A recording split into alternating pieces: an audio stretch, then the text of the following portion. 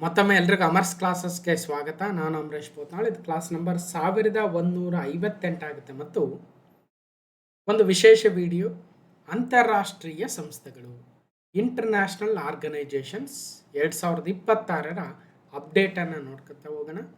So ಇದು ಮೊದಲನೇ ಭಾಗವಾಗುತ್ತೆ. So part 1, part 2, part 3. So 3 ಭಾಗ ಬೇಕಾಗುತ್ತೆ. ಯಾಕಂದರೆ ಸಾಕಷ್ಟು ಅಂತಾರಾಷ್ಟ್ರೀಯ ಸಂಸ್ಥೆಗಳಿದ್ದಾವೆ, ಅಂತಾರಾಷ್ಟ್ರೀಯ ಒಕ್ಕೂಟಗಳಿದ್ದಾವೆ. ಆ ಎಲ್ಲ ವಿಚಾರಗಳ ಬಗ್ಗೆ, ಆ ಅಂತಾರಾಷ್ಟ್ರೀಯ ಸಂಸ್ಥೆಗಳು ಯಾವ್ಯಾವು, ಅವುಗಳ ಸ್ಥಾಪನೆ ಯಾವಾಗಾಯಿತು, ಅವುಗಳ ಕೇಂದ್ರ ಕಚೇರಿ ಎಲ್ಲಿದೆ, ಅವುಗಳ ಸದಸ್ಯ ರಾಷ್ಟ್ರಗಳು ಏನೇನು, ಅವುಗಳ ಸ್ಥಾಪನೆ ಆಗಿರ್ತಕ್ಕಂಥ ಉದ್ದೇಶ ಏನು, ಅವುಗಳ ಸಂಸ್ಥಾಪನಾ ರಾಷ್ಟ್ರಗಳು ಅಥವಾ ಫೌಂಡಿಂಗ್ ನೇಷನ್ಸ್ ಯಾವ್ಯಾವು, ನಂತರ ಜಾಯ್ನ್ ಆಗಿರ್ತಕ್ಕಂಥ ದೇಶಗಳು ಯಾವ್ಯಾವು ಅಲ್ವಾ. ಹೀಗೆ ಸಾಕಷ್ಟು ಪ್ರಶ್ನೆಗಳು ನಮ್ಮ ಅಂತಾರಾಷ್ಟ್ರೀಯ ಸಂಘ ಸಂಸ್ಥೆಗಳ ಮೇಲೆ ಬರೋದನ್ನು ಕಾಣ್ತಾ ಇದ್ದೀವಿ ಕೂಡ. ಅದರಲ್ಲೂ ಪ್ರಮುಖವಾಗಿ ಈ ಹಿಂದಿನ ಪರೀಕ್ಷೆಗಳಲ್ಲಿ ಭಾರತವು ಭಾಗವಾಗಿರ್ತಕ್ಕಂತಹ ಅಂತಾರಾಷ್ಟ್ರೀಯ ಒಕ್ಕೂಟಗಳ ಬಗ್ಗೆ ಸಾಕಷ್ಟು ಪ್ರಶ್ನೆಗಳು ಬರ್ತಾ ಇದ್ವು.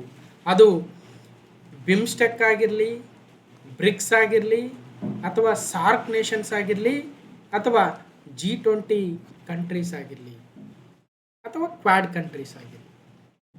ಜೊತೆಗೆ ಒಂದಷ್ಟು ಪ್ರಮುಖವಾಗಿರ್ತಕ್ಕಂತಹ ಸಂಸ್ಥೆಗಳು, ಅಂತಾರಾಷ್ಟ್ರೀಯ ಒಕ್ಕೂಟಗಳಾಗಿರುವ G7 ಅಥವಾ ನ್ಯಾಟೋ, ಆಸಿಯಾನ್, ಆಫ್ರಿಕನ್ ಯೂನಿಯನ್, ಹೀಗೆ ಒಂದಷ್ಟು ಸಂಘ ಸಂಸ್ಥೆಗಳ ಅಥವಾ ಒಕ್ಕೂಟಗಳ ಮೇಲೆ ಪ್ರಶ್ನೆಗಳು ಬರೋದನ್ನು ಕಾಣ್ತಾ ಇದ್ವಿ. ಆದರೆ ಇವತ್ತಿನ ಟ್ರೆಂಡ್ ಪ್ರಕಾರ ನಾವು ಕೇಳೇ ಇರೋದಿಲ್ಲ, ಅಷ್ಟಾಗಿ ಸುದ್ದಿಗೆ ಬಂದಿರೋದಿಲ್ಲ ಅಂತಹ ಅಂತಾರಾಷ್ಟ್ರೀಯ ಸಂಸ್ಥೆಗಳ ಮೇಲೆ ಇವತ್ತು ಪ್ರಶ್ನೆಗಳನ್ನು ಕೇಳ್ತಾ ಇದ್ದಾರೆ, ಗಮನಿಸಬೇಕು. ಹಾಗಾಗಿ ಭಾಳಷ್ಟು ಜನ ರಿಕ್ವೆಸ್ಟ್ ಮಾಡ್ತಾ ಇದ್ರಿ ಅಂತಾರಾಷ್ಟ್ರೀಯ ಸಂಸ್ಥೆಗಳ ಮೇಲೇ ಒಂದು ಸಪ್ರೇಟ್ ವಿಡಿಯೋ ಮಾಡಿ ಅಂತ. ಹೌದು, ಈ ಹಿಂದೆ ಎಲ್ಲ ಒಂದು ವಿಡಿಯೋ ಮಾಡ್ತಾ ಇದ್ವಿ, ಬಟ್ ಈ ಸಲ 3 ವಿಡಿಯೋ ಮಾಡ್ತಾ ಇದ್ವಿ. ಕಾರಣ ಏನಂದರೆ, ನಾವು PYQಗಳನ್ನು ಕೂಡ ಯಾವ ಯಾವ ಅಂತಾರಾಷ್ಟ್ರೀಯ ಸಂಘಟನೆ ಮೇಲೆ ಏನು ಪ್ರಶ್ನೆ ಬಂದಿದ್ದಾವೆ, ಏನು ಪ್ರಸ್ತುತ ಕರೆಂಟ್ ಅಫೇರ್ಸ್ ಇದೆ, ಅದೆಲ್ಲವನ್ನು ಕೂಡ ಡಿಸ್ಕಷನ್ ಮಾಡೋದ್ರಿಂದ ಒಂದಷ್ಟು ಲೆಂತಿ ಆಗ್ಬೋದು. ಅದಕ್ಕೆ ಪಾರ್ಟ್ 1, ಪಾರ್ಟ್ 2, ಪಾರ್ಟ್ 3 ಅಂತ ಡಿಫ್ರೆಂಟ್ 3 ಪಾರ್ಟ್ಸಲ್ಲಿ ನೋಡ್ತಾ ಹೋಗೋಣ. ಜೊತೆಗೆ ಹಳೆಯ ಪ್ರಶ್ನೆ ಪತ್ರಿಕೆಗಳ ವಿಶ್ಲೇಷಣೆಯೊಂದಿಗೆ ಅಂತಾರಾಷ್ಟ್ರೀಯ ಸಂಸ್ಥೆಗಳ ಮೇಲೆ ಇಂದಿನ PC, PSI, SDA, group C, KS ಅಥವಾ ಇನ್ನಿತರ ಪರೀಕ್ಷೆಗಳಲ್ಲಿ ಬಂದಿರತಕ್ಕಂಥ ಪ್ರಶ್ನೆಗಳನ್ನು ನೋಡೋದ್ರ ಜೊತೆಗೆ ಇವುಗಳ ಸ್ಥಾಪನೆ, ಕೇಂದ್ರ ಕಚೇರಿ, ಸದಸ್ಯ ರಾಷ್ಟ್ರಗಳು, ಪ್ರಸ್ತುತ ಯಾರದರ ಮುಖ್ಯಸ್ಥರಿದ್ದಾರೆ, ಅದೆಲ್ಲವನ್ನು ಕೂಡ ನೋಡ್ತಾ ಹೋಗೋಣ. ಬನ್ನಿ ಹಾಗಾದರೆ. ಈ ಹಿಂದೆ ಕೂಡ ನಾವು ಅಂತಾರಾಷ್ಟ್ರೀಯ ಸಂಸ್ಥೆಗಳ ಮೇಲೆ ಹಲವಾರು ಬಾರಿ ಈ ಒಂದು ವಿಡಿಯೋಗಳನ್ನು ಮಾಡಿದ್ವಿ. ಈ ಹಿಂದೆ ಕ್ಲಾಸ್ ನಂಬರ್ 437 ಕೂಡ ಮಾಡಿದ್ವಿ. 2025ರಲ್ಲಿ ಈ ಅಂತಾರಾಷ್ಟ್ರೀಯ ಸಂಸ್ಥೆಗಳ ಮೇಲೆ ಒಂದು ವಿಡಿಯೋ ಮಾಡೋಕ್ಕಾಗಿರಲಿಲ್ಲ. ಕಾರಣ ಏನಂದರೆ ನೋಟಿಫಿಕೇಷನ್ಗಳೇ ಇರಲಿಲ್ಲ. ಬಟ್ ಈಗ ಒಂದ್ರ ಮೇಲೆ ಒಂದು ನೋಟಿಫಿಕೇಷನ್ ಬರ್ತಾ ಇದ್ದಾವೆ. ಏನೋ ಇವತ್ತು ನಾಳೆ ನಾಡಿದ್ದು ಕೂಡ ಏನೋ ಒಂದಷ್ಟು ನೋಟಿಫಿಕೇಷನ್ ಬರ್ತವೆ ಅಂತಕ್ಕಂಥ ಸುದ್ದಿ ಬಂದಿತ್ತು. ಪ್ರಿಪೇರ್ ಆಗಿ KEA, KPS ಎರಡೂ ಕೂಡ ತಮ್ಮದೇ ಆಗಿರ್ತಕ್ಕಂಥ ಒಂದು ವೇಳಾಪಟ್ಟಿಯನ್ನು, ಶೆಡ್ಯೂಲನ್ನು ರೆಡಿ ಮಾಡ್ಕೊಂಡಿದ್ದಾರೆ. ಒಂದು ಸ್ವಲ್ಪ ದಿನ, ಒಂದು 15-20 ದಿನ, ಒಂದು ತಿಂಗಳು 2 ತಿಂಗಳು ಆಚೆ ಈಚೆ ಆದರೂ ಕೂಡ ಕೆಲಸ ಅಂತೂ ಅಥವಾ ನೋಟಿಫಿಕೇಷನ್ ಅಂತೂ ಬಂದೇ ಬರುತ್ತೆ. ಈ ವರ್ಷ ನಾವು ಜಾಬ್ ತಗೊಳ್ಳೋದ್ರಲ್ಲಿ ನಮ್ಮ ಪ್ರಯತ್ನ ಒಂದು ಫೈನಲ್ ಎಫರ್ಟ್ ಇರಲಿ ಅನ್ನೋ ಉದ್ದೇಶ. ನೋಡಿ ಹಾಗಾದರೆ, ಅಂತಾರಾಷ್ಟ್ರೀಯ ಸಂಸ್ಥೆಗಳು, organisations, countries, heads and head quarters. ನನ್ನ ಒಂದು ಕಿರುಪರಿಚಯವು ಕೂಡ ಇಲ್ಲಿದೆ, ನೋಡ್ಬೋದು. ಅಮರ್ಸ್ ಕ್ಲಾಸಸ್ ಅಂತಕ್ಕಂಥ ಯೂಟ್ಯೂಬ್ ಚಾನಲ್ ಇದೆ, ಅಮರ್ಸ್ ಕ್ಲಾಸಸ್ ಅಂತಕ್ಕಂಥ ಟೆಲಿಗ್ರಾಮ್ ಚಾನಲ್ ಕೂಡ ಇದೆ. ಭಾಳ ಜನ ಕೇಳ್ತಾ ಇದ್ರಿ ಟೆಲಿಗ್ರಾಮ್ ಚಾನಲ್ ಏನು ಸರ್, ಹೆಸರೇನು ಅಂತ. ಈಗ ಟೆಲಿಗ್ರಾಮ್ ಓಪನ್ ಆಗಿದೆ ಅಲ್ವಾ, ನೀಟ್ ಎಕ್ಸಾಮ್ ಸಲುವಾಗಿ ಏನು ಬ್ಯಾನ್ ಆಗಿತ್ತು, ಸೊ ಈಗ ಮತ್ತೆ ಓಪನ್ ಮಾಡಿದ್ದಾರೆ. ಹೋಗಿ ನೋಡಿ, ಒಂದಷ್ಟು ಅಪ್ಡೇಟ್ಗಳು ಕೂಡ ಸಿಗ್ತವೆ. ಜೊತೆಗೆ ಸಾಕಷ್ಟು ಯುವ ಜನತೆ, ಇವತ್ತು ಸ್ಪರ್ಧಾರ್ಥಿಗಳು ಈ ಒಂದು ಸ್ಪರ್ಧಾತ್ಮಕ ಪರೀಕ್ಷೆಗೆ ತಯಾರಿಯನ್ನು ನಡೆಸ್ತಾ ಇದ್ದಾರೆ, ಹೊಸದಾಗಿ ಈ ಒಂದು ಜಗತ್ತಿಗೆ ಕಾಲಿಡ್ತಾ ಇದ್ದಾರೆ. ಅವ್ರಿಗೊಬ್ಬ ಒಳ್ಳೆಯ ಮಾರ್ಗದರ್ಶಕನನ್ನು ಫಾಲೋ ಮಾಡಬೇಕು ಅನ್ನೋ ಉದ್ದೇಶ ಇದ್ದರೆ, ಸೊ ಇಲ್ಲಿ ಒಂದಷ್ಟು ಕಿರುಪರಿಚಯ ಇದೆ, ತಾಳ್ಮೆಯಿಂದ ಓದಿ, ಒಂದು ಕಾನ್ಫಿಡೆನ್ಸ್ ಬಂದೇ ಬರುತ್ತೆ. ನಂತರ ವಿಡಿಯೋ ನೋಡಿ, ವಿಡಿಯೋ ಚೆನ್ನಾಗಿದ್ದರೆ ಮುಂದುವರಿಯಿರಿ, ಇಲ್ಲಾಂದರೆ ಸೊ ದಾರಿ ಬೇರೆದಿರುತ್ತೆ. ಹಾಗಾದರೆ ಯಾವ ಅಂತಾರಾಷ್ಟ್ರೀಯ ಸಂಸ್ಥೆಗಳ ಬಗ್ಗೆ ಈ ಪಾರ್ಟ್ 1, 2, 3ಯಲ್ಲಿ ನಾವು ಮಾತಾಡ್ತೀವಿ. ಫಸ್ಟು ಯುನೈಟೆಡ್ ನೇಷನ್ಸ್, ವಿಶ್ವಸಂಸ್ಥೆ. ಅಂತಾರಾಷ್ಟ್ರೀಯ ಸಂಸ್ಥೆಗಳಂದ ತಕ್ಷಣ ಫಸ್ಟ್ ಕಣ್ಣಿಗೆ ಬರೋದು ಅಥವಾ ನಮ್ಮ ಕಲ್ಪನೆಗೆ ಸಿಗುವಂಥದ್ದು ವಿಶ್ವಸಂಸ್ಥೆ ಅಥವಾ ಯುನೈಟೆಡ್ ನೇಷನ್ಸ್. ಅದಾದಮೇಲೆ ವರ್ಲ್ಡ್ ಹೆಲ್ತ್ ಆರ್ಗನೈಜೇಷನ್, ವಿಶ್ವ ಆರೋಗ್ಯ ಸಂಸ್ಥೆ WHO, world bank, international monetary fund IMF ಅಂತಾರಾಷ್ಟ್ರೀಯ ಹಣಕಾಸು ನಿಧಿ, ವರ್ಲ್ಡ್ ಟ್ರೇಡ್ ಆರ್ಗನೈಜೇಷನ್ ವಿಶ್ವ ವ್ಯಾಪಾರ ಸಂಸ್ಥೆ WTO, OECD, ILO international labour organisation, food and agricultural organisation FAO, UNESCO, world food programme WFP, UNDP, UNEP, ಹಾಗೆ new development bank ಅಥವಾ BRICS bank ಅಂತ ಕರಿತೀವಿ, NDB, BRICS ಒಕ್ಕೂಟ, ಹಾಗೆ ಒಪೆಕ್ ಅಂದ್ರೇನು, ಒಪೆಕ್ ಪ್ಲಸ್ ಅಂದ್ರೇನು ಮುಂದೆ ನೋಡೋಣ, ADB Asian development bank, Asia Pacific economic cooperation APEC, ASEAN, SAARC, BIMSTEC, G20, ಇವಾಗ G21 ಆಗಿದೆ. ಏನಂತ ನೋಡೋಣ, ಅಪ್ಡೇಟ್ ಏನಿದೆ, ಗ್ರೂಪ್ ಆಫ್ 7 ಅಥವಾ G7 ಇತ್ತೀಚೆಗೆ ಸಮಿಟ್ ನಡೆದಿತ್ತು, ಅದ್ರ ಬಗ್ಗೆ ನೋಡೋಣ. ಕ್ವಾಡ್ ಕಂಟ್ರೀಸ್, I2U2 ಅಂದರೆ ಯಾವ್ಯಾವ ದೇಶಗಳು, ಭಾರತ ಭಾಗವಾಗಿದೆಯಾ, ಇಂಟರ್ನ್ಯಾಷನಲ್ ಸೋಲಾರ್ ಅಲಯನ್ಸ್ ISA, ಇದರಲ್ಲಿ ಸದಸ್ಯ ರಾಷ್ಟ್ರಗಳು ಎಷ್ಟಿದ್ದಾವೆ, ಇದರ ಪ್ರಧಾನ ಕಚೇರಿ ಎಲ್ಲಿದೆ, ಇದು ಯಾವಾಗ ಸ್ಥಾಪನೆ ಆಯಿತು, ಭಾರತ ಯಾವ ದೇಶದೊಂದಿಗೆ ಒಂದು ಸಹಕಾರದೊಂದಿಗೆ ಈ ಅಂತಾರಾಷ್ಟ್ರೀಯ ಸೌರ ಒಕ್ಕೂಟವನ್ನು ಸ್ಥಾಪನೆ ಮಾಡಿತು, ಏನು COP 21 ಸಂದರ್ಭದಲ್ಲ, COP 15 ಸಂದರ್ಭದಲ್ಲ, 2015, 2021, ಪ್ಯಾರಿಸಾ, ನ್ಯೂಯಾರ್ಕ, ಎಲ್ಲಿ, ಹಾಗೆ ಇಂಟರ್ನ್ಯಾಷನಲ್ ಬಿಗ್ ಕ್ಯಾಟ್ ಅಲಯನ್ಸ್ ಯಾವವು, 7 ಬಿಗ್ ಕ್ಯಾಟ್ಗಳು.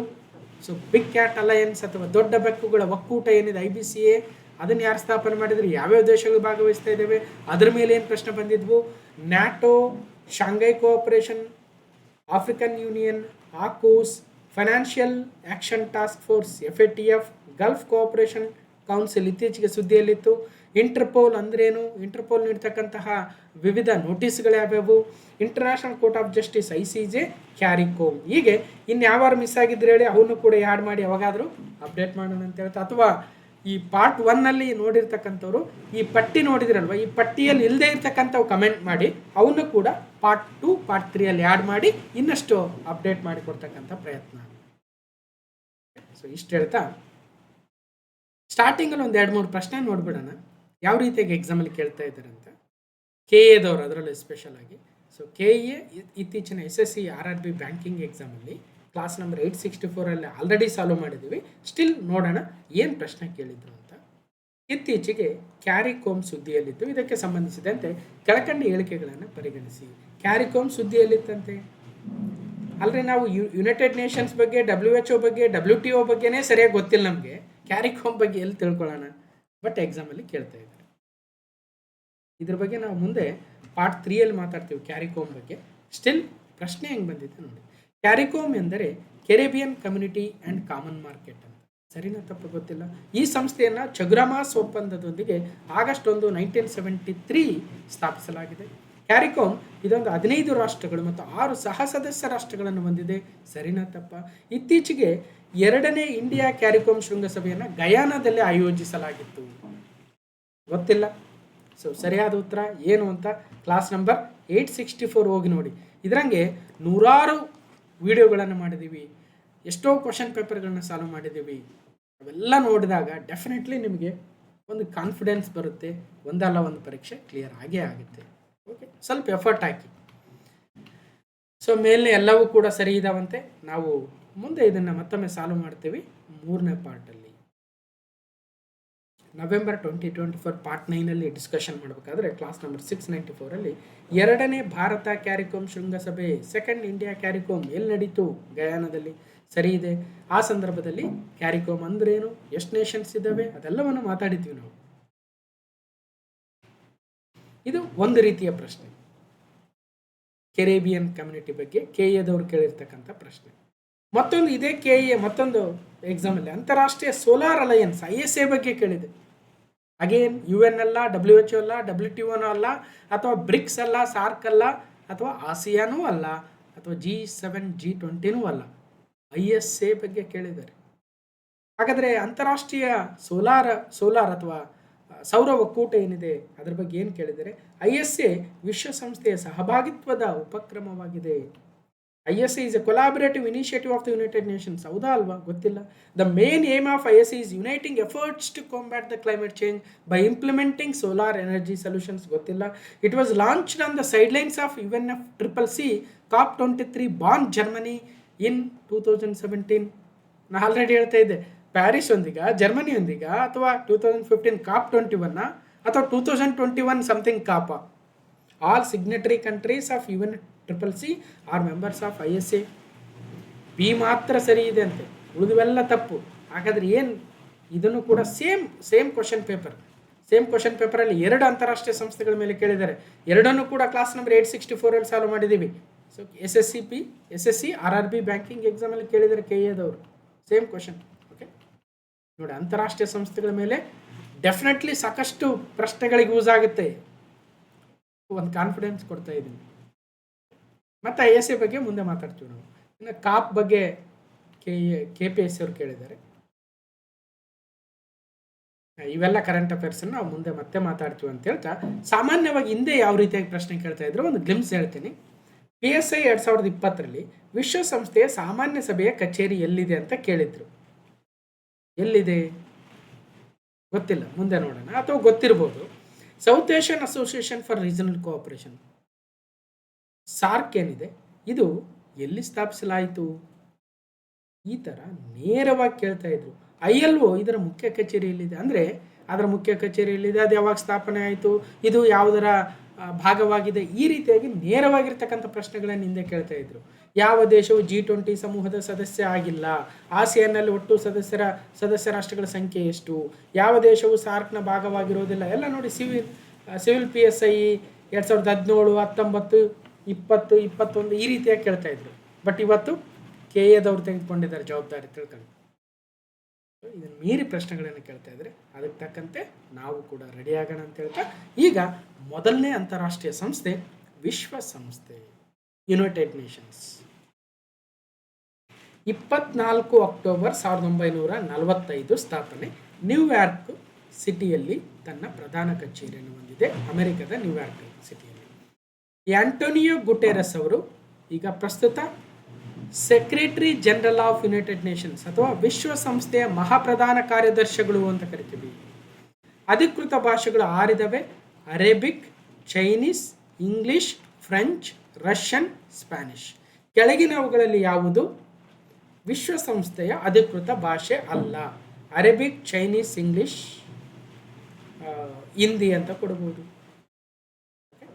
ವಿಶ್ವಸಂಸ್ಥೆಯು ಒಂದು ಅಂತಾರಾಷ್ಟ್ರೀಯ ಸಂಸ್ಥೆಯಾಗಿದ್ದು ಪ್ರಪಂಚದಲ್ಲಿ ಶಾಂತಿ ಮತ್ತು ಸುರಕ್ಷತೆಯನ್ನು ಕಾಪಾಡಿಕೊಳ್ಳುವುದು, ವಿವಿಧ ರಾಷ್ಟ್ರಗಳ ನಡುವೆ ಸ್ನೇಹ ಸಂಬಂಧವನ್ನು ಬೆಳೆಸುವುದು ಇದರ ಮುಖ್ಯ ಉದ್ದೇಶವಾಗಿದೆ. ಮತ್ತು ಈಗ ಅಷ್ಟೆಲ್ಲ ಯುದ್ಧ ನಡೀತಲ್ಲ ಸರ್, ಏನು ಮಾಡ್ತೀವಿ ವಿಶ್ವಸಂಸ್ಥೆ ಅಂದ್ರೆ, ಇಲ್ಲಿ ಕ್ರಿಟಿಕಲಿ ಥಿಂಕಿಂಗ್ ಮಾಡೋ ಅವಶ್ಯಕತೆ ಇಲ್ಲ ನಮಗೆ. ನೀವು ಬೇಕಾದರೆ ಎಸ್ಸೇದಲ್ಲಿ ಅಲ್ಲಿ ಇಲ್ಲಿ ಬೇಕಾದರೂ ಬರೀರಿ. ಇಲ್ಲಿ ನಮ್ಮ ಉದ್ದೇಶ ಏನು ಪ್ರಮುಖವಾಗಿ ಅಂದರೆ, ಒಂದಷ್ಟು ಅಂತಾರಾಷ್ಟ್ರೀಯ ಸಂಸ್ಥೆಗಳ ಬಗ್ಗೆ ಹೆಚ್ಚಿನ ಮಾಹಿತಿಯನ್ನು ಪಡ್ಕೊಳ್ತಕ್ಕಂಥ ಉದ್ದೇಶ ಮಾತ್ರ ಇದೆ. ಆ ಕ್ರಿಟಿಕಲ್ ಥಿಂಕಿಂಗ್ ನಾವು ಕರೆಂಟ್ ಅಫೇರ್ಸು ಇನ್ನೆಲ್ಲ ಬೇರೆ ಕಡೆ ಮಾತಾಡೋಣ. ಯಾಕಂದರೆ ಭಾಳ ಇದಾವೆ ಸಂಸ್ಥೆಗಳು, ಅವೆಲ್ಲವನ್ನು ಕವರ್ ಮಾಡಬೇಕು. ಯಾರಿಗೆ ಆಲ್ರೆಡಿ ಗೊತ್ತಿದೆಯೋ ಮುಂದೆ ನೀವು ಫಾಸ್ಟ್ ಫಾರ್ವರ್ಡ್ ಮಾಡಿ ಮುಂದೆ ಹೋಗ್ಬಿಡಿ ಅಷ್ಟೇ. ಓಕೆ, ಯಾರಿಗೆ ಗೊತ್ತಿಲ್ಲ ಅವ್ರು ನಿಧಾನವಾಗಿ ತಿಳ್ಕೊಳ್ತಾರೆ.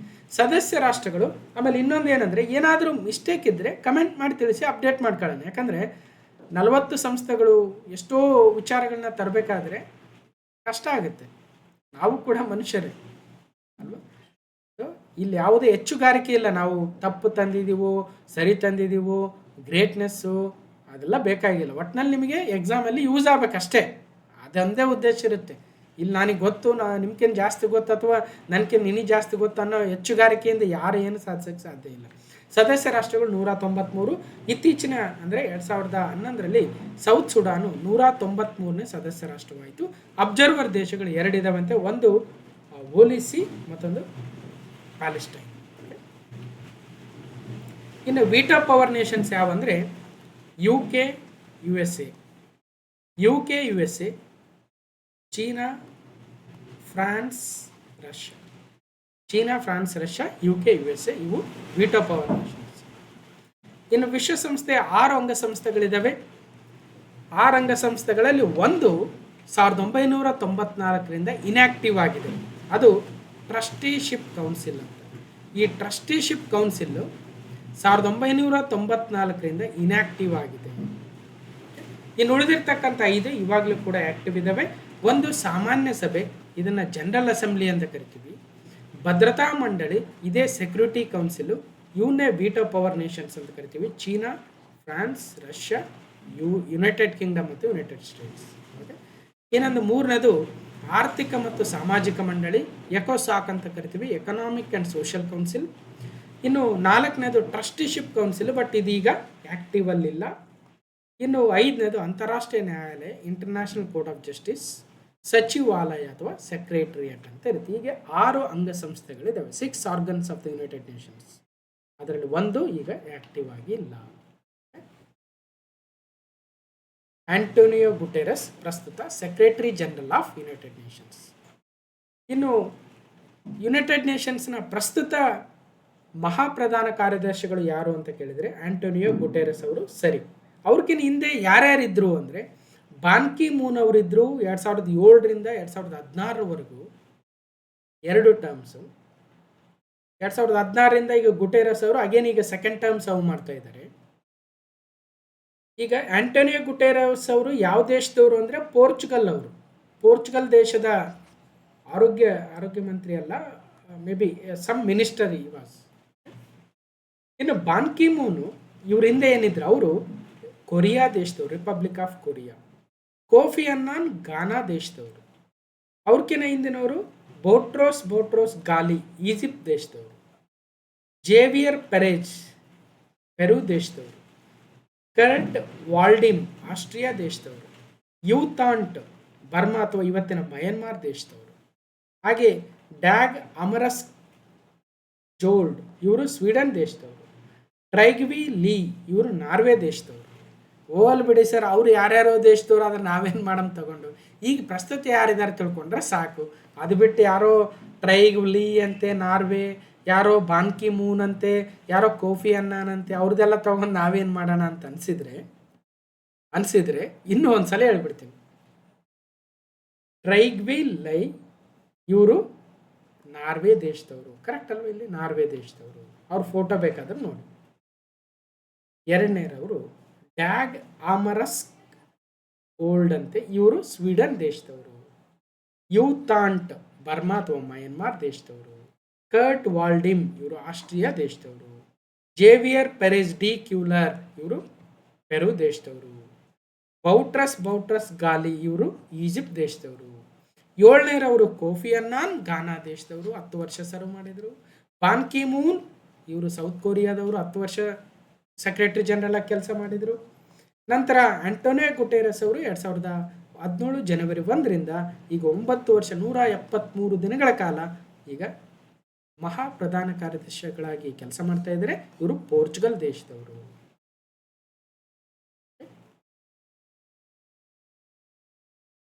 ರೈಟ್. ಈ was A prime minister of Portugal ಅಂತೆ. ಪೋರ್ಚುಗಲ್ನ ಪ್ರಧಾನಮಂತ್ರಿಗಳಾಗಿದ್ದರು ಆಂಟೋನಿಯೋ ಗುಟೆರಸ್ ಅವರು. ಗಮನಿಸಿ. ಬಾನ್ ಅವರು foreign minister of south Korea ಆಗಿದ್ದರು. ಓಕೆ, ಯಾರ್ಯಾರು ಯಾವ ದೇಶದವರು ಅಂತ ಯಾಕೆ ಹೇಳ್ತಾ ಇದ್ದೀನಿ ಅಂದರೆ, ಕ್ಲಾಸ್ ನಂಬರ್ 675 ಮಾತಾಡಿದ್ವಿ. KEA-VAO ಎಕ್ಸಾಮು 2024 ಈಗ ಮತ್ತೊಂದು VAO ಬರ್ತಾ ಇದೆ ಅಂತ ಏನು ಸುದ್ದಿ ಆಗಿದೆ, ಅಥವಾ ಈಗ ನಾನು ವಿಡಿಯೋ ಮಾಡಬೇಕಾದ್ರೆ ನೋಟಿಫಿಕೇಶನ್ ಆಗಿದೆಯೋ ಏನೋ ಗೊತ್ತಿಲ್ಲ ನನಗೆ. ಅಲ್ಲ ಮಾತಂದರೆ ಅಲ್ವಾ?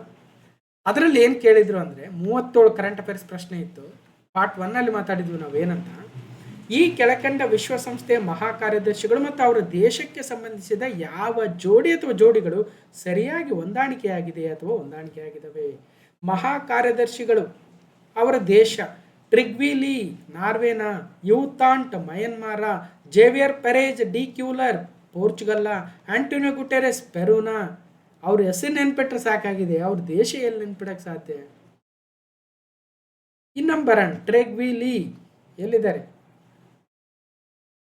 ಫಸ್ಟ್ ಟ್ರಿಗ್ವಿ ಲೀ ನಾರ್ವೆ, ಸರಿ ಇದೆಯಾ? Trygve Lie Norway correct, first option is right. U Thant Burma ಅಂತ ಹೇಳಿದ್ವಿ, ಆ್ಯಕ್ಚುಲಿ ಇವಾಗ ಮಯನ್ಮಾರ್ ಅಂತ ಕರಿತೀವಿ. ಸರಿ ಇದೆ ನೋಡಿ, ಯೂತಾಂಟ್. ಪೆರೇಜ್ ಡಿ ಕ್ಯೂಲರ್ ಇವರು ಪೆರು ದೇಶದವರು. ಇಲ್ಲೇನು ಕೊಟ್ಟಿದ್ದಾರೆ? ಪೋರ್ಚುಗಲ್ ಅಂತ ಕೊಟ್ಬಿಟ್ಟಿದ್ದಾರೆ, ಹಾಗಾಗಿ ತಪ್ಪು.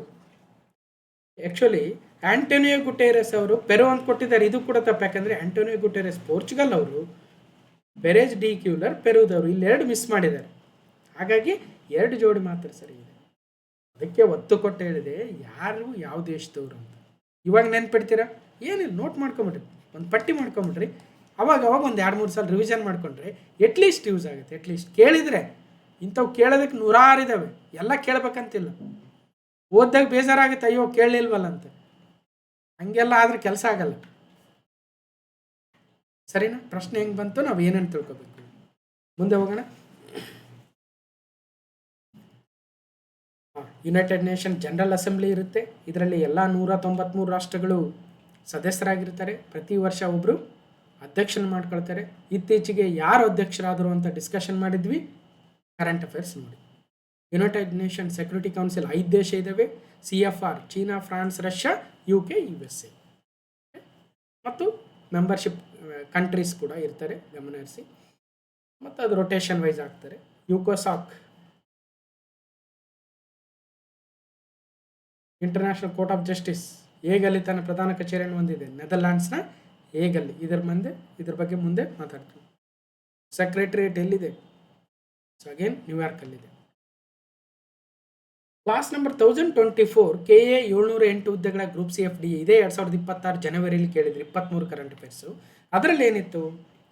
1994ರಲ್ಲಿ ಕೆಳಗಿನ ಯಾವ ಸಂಸ್ಥೆಯ ಮಂಡಳಿಯನ್ನು ರದ್ದು ಮಾಡಲಾಯಿತು? Suspended. Which among the following UN council was suspended in 1994? ಅಲ್ಲಿ ಹೇಳ್ತಾ ಇದೀವಲ್ಲ, ಒಟ್ಟು 6 ಆರ್ಗನ್ಸ್ ಇದ್ದಾವೆ. ಒಂದು ಟ್ರಸ್ಟಿಶಿಪ್ ಕೌನ್ಸಿಲ್ ಅನ್ನೋದು ಏನಾಗಿದೆ, ಇನ್ಆಕ್ಟಿವ್ ಆಗಿದೆ ಅಥವಾ ಸಸ್ಪೆಂಡ್ ಆಗಿದೆ. ಅಂದರೆ ಯಾವುದು? ಟ್ರಸ್ಟಿಶಿಪ್ ಕೌನ್ಸಿಲ್, ಧರ್ಮದರ್ಶಿ ಮಂಡಳಿ. ನೋಡಿ ಯಾವ ಥರ ಕೇಳ್ತಾರೆ ಪ್ರಶ್ನೆ. ಇನ್ನು ವಿಶ್ವಸಂಸ್ಥೆಯ ಸಾಮಾನ್ಯ ಸಭೆ ಏನಿದೆ, ಯುನೈಟೆಡ್ ನೇಷನ್ ಜನರಲ್ ಅಸೆಂಬ್ಲಿ. ಈ ಜನರಲ್ ಅಸೆಂಬ್ಲಿಲಿ ಪ್ರತಿ ವರ್ಷ ಅವರು ಸಭೆ ಸೇರಿ ಒಂದಷ್ಟು ನಿರ್ಧಾರಗಳನ್ನು ತೆಗೆದುಕೊಳ್ತಾರೆ. ಅಂಥ ನಿರ್ಧಾರಗಳಲ್ಲಿ ಪ್ರತಿ ವರ್ಷವನ್ನು ಇಂತಿಂಥ ವರ್ಷ ಅಂತ ಘೋಷಣೆ ಮಾಡ್ತಾ ಹೋಗ್ತಾರೆ. 2026 ಏನು ಮಹಿಳೆಯರ ವರ್ಷನ, ರೈತ ಮಹಿಳೆಯರ ವರ್ಷನ, ಅಥವಾ ಪುರುಷರ ವರ್ಷನ, ಮಕ್ಕಳ ವರ್ಷನ, ಅಥವಾ ಯಾವುದು ಏನು ಇಂಟರ್ನ್ಯಾಷನಲ್ ಇಯರ್ ಆಫ್ ಮಿಲೆಟ್ಸಾ, ಪಲ್ಸಸ್ಸಾ, ಏನು ಆ ರೀತಿಯಾಗಿ ಏನು ಘೋಷಣೆ ಮಾಡ್ತಾರೆ ಅದನ್ನು ಎಕ್ಸಾಮಲ್ಲಿ ಕೇಳ್ತಾರೆ. ಏನು ಕೇಳಿದ್ದಾರೆ 2017ರ ಪ್ರಿಲಿಮ್ಸ್ 17ರಲ್ಲೇ ವಿಶ್ವಸಂಸ್ಥೆ ಸಾಮಾನ್ಯ ಸಭೆ 2020ನೇ ವರ್ಷವನ್ನು ಏನೆಂದು ಘೋಷಣೆ ಮಾಡಿದೆ ಅಂದರೆ, ಅವತ್ತೇನೋ ಇತ್ತು, ಬೇಡ ಇವಾಗ ಇತ್ತೀಚಿನ ಯಾವ ನೋಡೋಣ ಅಷ್ಟೇ. ಜೊತೆಗೆ ಕ್ಲಾಸ್ ನಂಬರ್ 808ರಲ್ಲಿ ಮಾತಾಡಿದೆ ಅಂತೆ, UPSC ಪ್ರಿಲಿಮ್ಸ್ 2025ರ GK ಪೇಪರಲ್ಲಿ ಕನ್ಸಿಡರ್ ದ ಫಾಲೋಯಿಂಗ್ ಪೇರ್ಸ್ ಅಂತ ಕೊಟ್ಟು 1, 2, 3, 4 ಮತ್ತು ಅವುಗಳು ಯಾವ ವರ್ಷ ಅಂತ ಮ್ಯಾಚ್ ಮಾಡಿಕೊಟ್ಟಿದ್ದಾನೆ. ಎಷ್ಟು ಜೋಡಿ ಸರಿ ಇದೆ ಅಂದರೆ ಇದೇ ಪ್ಯಾಟರ್ನನ್ನು KA ಫಾಲೋ ಮಾಡ್ತಾರೆ. UPSCಲಿ ಬಂದಿರತಕ್ಕಂಥ ಪ್ರಶ್ನೆಗಳ ಪ್ರಭಾವ KA ಮೇಲೆ ಸಾಕಷ್ಟು ಆಗುತ್ತೆ ಅನ್ನೋದು ನಮ್ಮ ಗಮನದಲ್ಲಿ ಇರಬೇಕು. ಮೊನ್ನೆ 2025 ಪ್ರಿಲಿಮ್ಸ್ ಪೇಪರ್ UPSCಲಿ ಕೇಳಿದ್ರು, ಸಾಲ್ವ್ ಮಾಡಿದ್ದೀವಿ. ಕ್ಲಾಸ್ ನಂಬರ್ 808 ಹೋಗಿ ನೋಡಿ. 2026 ಇನ್ನೂ ಸಾಲ್ವ್ ಮಾಡಿಲ್ಲ, ಯಾಕಂದರೆ ನಾನು ಬ್ಯುಸಿ ಇದ್ದೆ ಅವಾಗೆ. ಓಕೆ, ಬೇರೆ ಕಡೆ ತಿರುಗಾಡ್ತಾ ಇದ್ದೆ ನಾನು. ಆವಾಗ ವೀಡಿಯೋ ಬರಲ್ಲ ಅನ್ನೋದು ಗೊತ್ತು ನಿಮಗೆ. ಆಮೇಲೆ ಬಂದಮೇಲೆ ಒಂದ್ಸಲ ಸ್ಟಾರ್ಟ್ ಆಯಿತು ಅಂದ್ರೆ ಮುಗೀತು. ಮೇಲೆ ವೀಡಿಯೋಸ್ ಬರ್ತವೆ, ಒಳ್ಳೊಳ್ಳೆ ವೀಡಿಯೋಸ್. ಓಕೆ, ಸರಿ. ಇದ್ರ ಬಗ್ಗೆ ಏನಿತ್ತಪ್ಪ, ಆಲ್ ದ 4 ರೈಟ್ ಅಂತೆ. 2026 international Year of the Women farmer, ಮಹಿಳಾ ರೈತರ ಅಥವಾ ರೈತ ಮಹಿಳೆಯರ ವರ್ಷ, ಅಂತಾರಾಷ್ಟ್ರೀಯ ರೈತ ಮಹಿಳೆಯರ ವರ್ಷ 2026. ವೆರಿ ಇಂಪಾರ್ಟೆಂಟ್, ನೆನ್ಪಿಟ್ಟಿರಿ. International Year of the Women Farmer. ಕಳೆದ ವರ್ಷ ಏನಿತ್ತು? International Year of Peace and Trust 2025. 2027 ಏನಾಗ್ಬೋದು? International Year of Sustainable and Resilient Tourism. ಅದಕ್ಕೋಸ್ಕರ ಸಾಲ್ವ್ ಮಾಡಿದ್ದೀನಿ, ಹೋಗಿ ನೋಡಿ. 2026 ಈ ಕರೆಂಟ್ ಇಯರ್ ಏನಿದೆ, it is International Year of Women Farmers. United Nation General Assembly approve ಮಾಡಿರ್ತಕ್ಕಂಥದ್ದು ಇದು, ಗಮನಿಸಿ. ಸಾಲ್ವ್ ಮಾಡಿದ್ದೀವಿ. 2025 International Year of Peace and Trust. ಇನ್ನು ಬೇರೆ ಇದೆ, ಡೀಟೇಲ್ಸ್ ನೋಡಿ. ಇನ್ನು KE 670 ಹುದ್ದೆಗಳ GK ಪೇಪರಲ್ಲಿ ವಿಶ್ವಸಂಸ್ಥೆ ಗುರುತಿಸಿರುವ ಈ ಕೆಳಗಿನ ಅಂತಾರಾಷ್ಟ್ರೀಯ ವರ್ಷಗಳನ್ನು ಗಮನಿಸಿರಿ. ನೋಡಿ, 2025 ಪ್ರಿಲಿಮ್ಸಲ್ಲಿ ಯಾರು UPSC ಕೇಳಿದ್ರು, 2023ರಲ್ಲೇ ಕೇಳಿಬಿಟ್ಟಿದ್ದಾರೆ KEದವರು. ಅವರು ಅದನ್ನು ನೋಡಿ ಅಲ್ಲ, ಅದಕ್ಕೇನು ಮುಂಚೆನೇ ಕೇಳಿದ್ದಾರೆ. 2022 international Year of chemistry, 2023 international Year of pulses. ಅಂದರೆ ಎರಡೂ ರಾಂಗ್ ಇತ್ತು, ಯಾಕಂದರೆ 2023 ಇಂಟರ್ನ್ಯಾಷನಲ್ ಇಯರ್ ಆಫ್ ಪಲ್ಸಸ್ ಅಲ್ಲ, ಮಿಲೆಟ್ಸ್. ಓಕೆ, ಇನ್ನು ಕೆಳಗಿನ ಯಾವ ಹೇಳಿಕೆಗಳನ್ನು ಅಂತರ್ ಸರ್ಕಾರದ ಸಂಧಾನಗಳ ಚೌಕಟ್ಟನ್ನು ಅತ್ಯುತ್ತಮವಾಗಿ ವಿವರಿಸುತ್ತದೆ ಅಂತ ಕೇಳಿದರೆ ಯಾವುದೋ KS 2024 ಇದನ್ನು ಕೂಡ ಸಾಲ್ವ್ ಮಾಡಿದ್ದೀವಿ. ಈಗ ಸದ್ಯ ಬೇಕಾಗಿಲ್ಲ ಇದು. It is format to reform the United Nations Security Council ಅಂತ. Inter governmental negotiation framework IGN is a group of nations states working within the United Nations to further reform the United Nations Security Council. ಈ ವಿಶ್ವಸಂಸ್ಥೆಯ ಭದ್ರತಾ ಮಂಡಳಿ ಏನಿದೆ ಅದನ್ನು ಇನ್ನಷ್ಟು further reform ಮಾಡೋದಕ್ಕೆ, ಸಾಕಷ್ಟು ಬದಲಾವಣೆ ಮಾಡೋದಕ್ಕೆ ಒಂದು ಫ್ರೇಮ್ವರ್ಕನ್ನು ವಿವಿಧ ದೇಶಗಳು ಮಾಡ್ಕೊಂಡಿದ್ದಾವಂತೆ. ಅದೇ inter governmental negotiation framework. Which of the following statement best explains the inter governmental negotiation framework ಅಂದರೆ ಯುನೈಟೆಡ್ ನೇಷನ್ ಸೆಕ್ಯೂರಿಟಿ ಕೌನ್ಸಿಲಲ್ಲಿ ಮಹತ್ತರ ಬದಲಾವಣೆಗಳನ್ನು ತರೋದಕ್ಕೆ ಇರ್ತಕ್ಕಂಥ ಒಂದು ಗುಂಪು, ಒಂದು ಫ್ರೇಮ್ವರ್ಕ್. ಅದರಲ್ಲಿ ಯಾರ್ಯಾರಿದ್ದಾರೆ? ಇವೆಲ್ಲ ಯೂನಿಯನ್ಸು ಇದ್ದಾವೆ. ಇನ್ನು CRDR ಪರೀಕ್ಷೆ 2024 KSP ನಡೆಸಿದ್ರು. ಅದರಲ್ಲಿ ಏನಿತ್ತು? ಈ ಕೆಳಗಿನವುಗಳಲ್ಲಿ ಯಾವ ದೇಶ UNSC ಸದಸ್ಯವಲ್ಲ ಅಂತ ಮೋಸ್ಟ್ಲಿ ತಪ್ಪಿತ್ತು. ಯಾಕಂದರೆ ಭಾರತವೂ ಇಲ್ಲ, ಜಪಾನೂ ಇಲ್ಲ, ಫ್ರಾನ್ಸ್, ಚೀನಾ ಇದ್ದಾರೆ. ಪ್ರಶ್ನೆನೇ ತಪ್ಪಿತ್ತು. ಇನ್ನು KA 670 ಹುದ್ದೆಗಳ ಮತ್ತೊಂದು ಪ್ರಶ್ನೆ, ಈ ಕೆಳಗಿನ ದಕ್ಷಿಣ ಏಷ್ಯಾದ ಯಾವ ರಾಷ್ಟ್ರವನ್ನು ಡಿಸೆಂಬರ್ 13, 2023 ವಿಶ್ವಸಂಸ್ಥೆಯ ಕಡಿಮೆ ಅಭಿವೃದ್ಧಿ ಹೊಂದಿದ ರಾಷ್ಟ್ರಗಳ ಪಟ್ಟಿಯಿಂದ ತೆಗೆದುಹಾಕಲು ನಿರ್ಧರಿಸಿದೆ ಅಂತ ಕೇಳಿದ್ರು. ಕರೆಂಟ್ ಅಫೇರ್ಸ್ ಪ್ರಶ್ನೆ. ಭೂತಾನನ್ನು ತೆಗೆದುಹಾಕುತ್ತೆ ಅಂದರೆ ಕಡಿಮೆ ಅಭಿವೃದ್ಧಿ ಹೊಂದಿದ ರಾಷ್ಟ್ರಗಳಿಂದ ಡೆವಲಪಿಂಗ್ ಕಂಟ್ರಿ ಕಡೆ ಭೂತಾನ್ ಮತ್ತು ಬಾಂಗ್ಲಾದೇಶ, ನೇಪಾಳ, ಭೂತಾನ್ಗಳನ್ನು ಹಾಕಿದ್ರು. ಅದ್ರ ಬಗ್ಗೆ ಪ್ರಶ್ನೆ ಬಂದಿತ್ತು.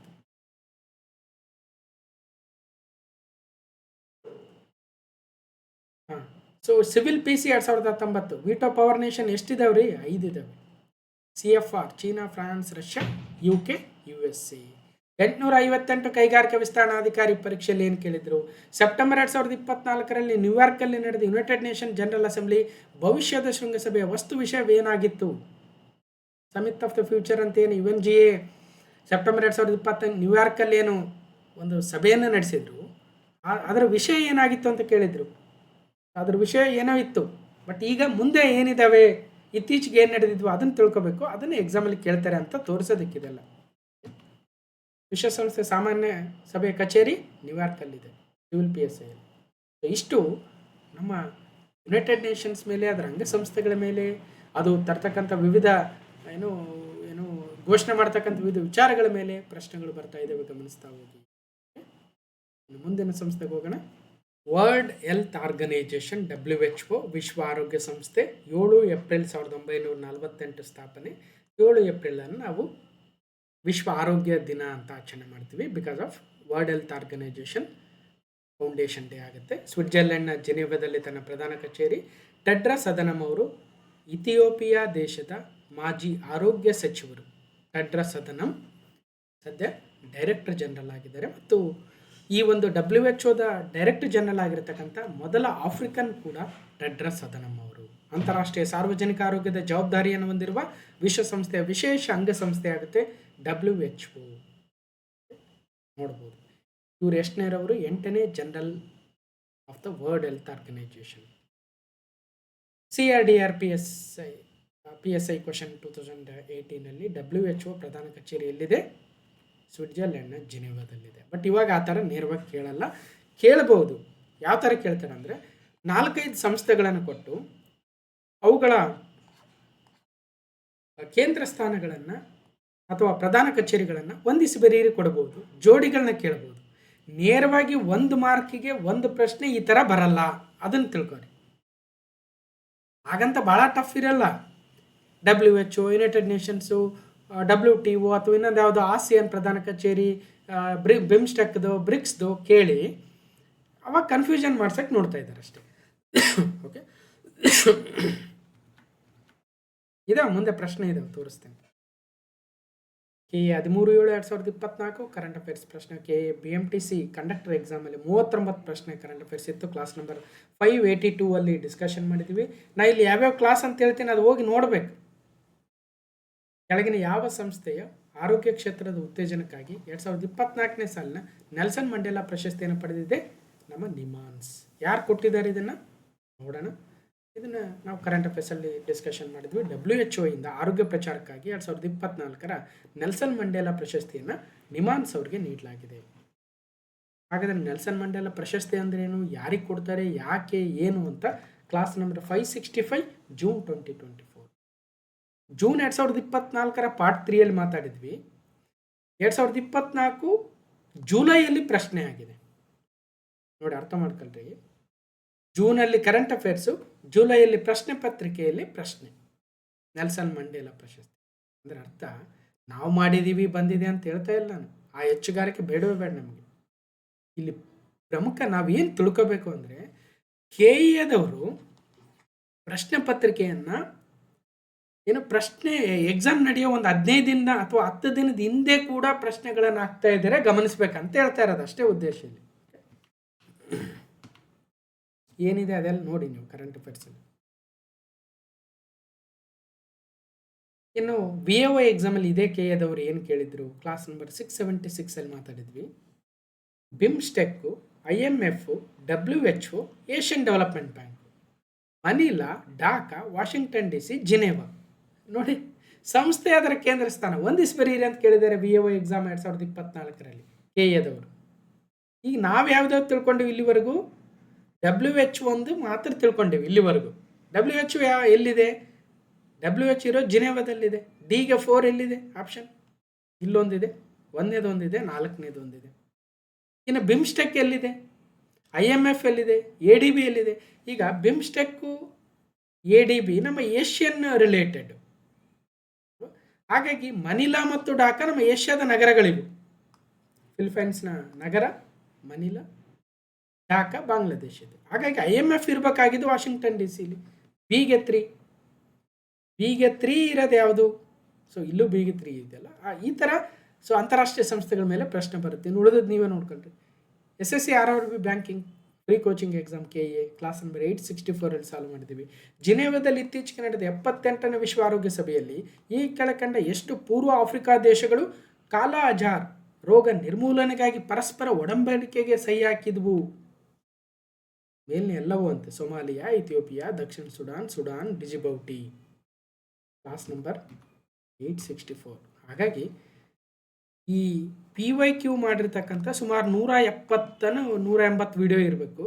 ಇದರಲ್ಲಿ ಇಂದಿನಿಂದ ಸಾಲ್ವ್ ಮಾಡ್ಕೊಂತ ಹೋಗಿ, ಭಾಳ ಹಳೆವು ಬೇಡ, ಅಟ್ಲೀಸ್ಟ್ ರೀಸೆಂಟಿಂದ ಸಾಲ್ವ್ ಮಾಡ್ಕೊಂತ ಹೋಗಿ. ಒಂದು 100 ವಿಡಿಯೋ ಅದನ್ನು ನೋಡಿ, ನಿಮಗೆ ಎಷ್ಟೋ ನಾಲೆಜ್ ಬರುತ್ತೆ.